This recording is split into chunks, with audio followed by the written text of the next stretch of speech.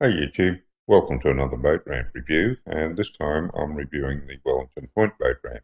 I don't go here a lot, it's not one of my favourite ramps, and I'll get into the reasons for that later in the video, but let's have a look at some of the features of it now. It's located right out on the tip of Wellington Point, which makes it pretty convenient if you're planning to fish the Green Island area, or perhaps over at Myora Banks.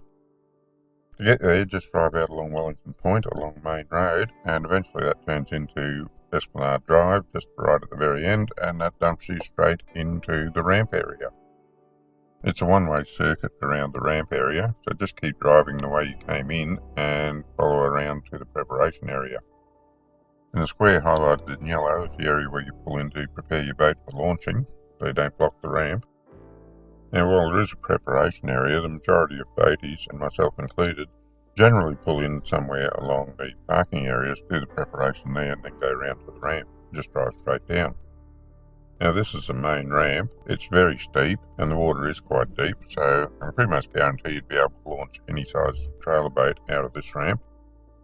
Now, this is the first drawback of the ramp. There's only this tiny beach area off to the side where you can beach your boat or you park your trailer if you're by yourself, and it is tide dependent. Now, other than that, you need someone to stand on the ramp and hold the boat off the cement, or alternatively jump into the boat and drive it off and hold offshore waiting for you to come back. If you choose to do the former, be aware that the ramp can be very slippery. You could of course tie your boat up to the end of the jetty and go back along the jetty and then park your car, but it's a long jetty, and if the ramp's busy, unless you're fairly athletic, by the time you get that done, you're going to have some pretty upset boaties waiting to launch or retrieve their boats. Now, you might look at it and think that you could tie up alongside the jetty and save yourself a long walk from the end of the jetty. It might be possible at high tide, but anything lower and barnacles on the jetty pylons are going to rip your boat to shreds. Now, this is the old two-lane ramp that the arrow's pointing to now. I think it's still serviceable, although I haven't seen it being used when I've been down there, and I haven't used it myself since I don't know when, so I really can't comment on what that's like at the moment. There's a little patch of beach beside it too, although I've only seen it from a distance, so I can't really comment on whether it's safe to put your boat up on it. I also think it's probably tide dependent, so if you're thinking of putting your boat up there, have a good look at that before you do it. Now, coming back into the ramp, the first option is to drop your car driver off at the end of the jetty and let them walk back along that to pick up the car and put it down on the ramp for you to drive onto the trailer. Now, if you need to beach your boat while you go and get the trailer, just bear in mind there's only room for one boat on that sandy patch, and it is tide dependent. Other than that, you have to come in on the ramp and have someone stand on the ramp holding your boat while someone else goes and gets the trailer.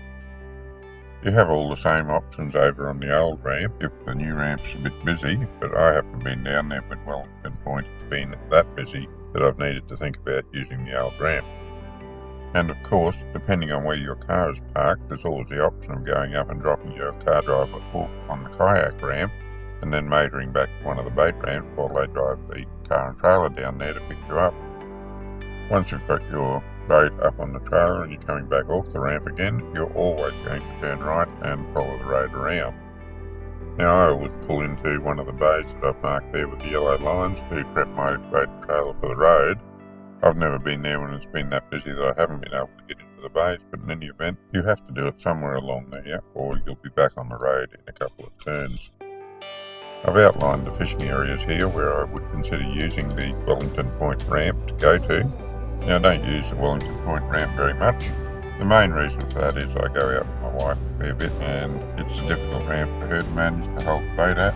Also, if I go out by myself, there's lots of better ramps around for launching your boat when you don't have anyone there to help.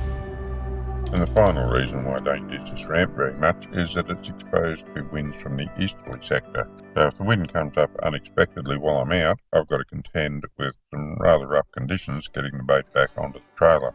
Not very pleasant at the end of the day, and for that reason I tend to use other ramps if there's any risk of that, even if I'm fishing close to the Wellington Point area. Hey, thanks for taking the time to watch this video. I hope it's helped you to decide whether you'd like to try the Wellington Point ramp.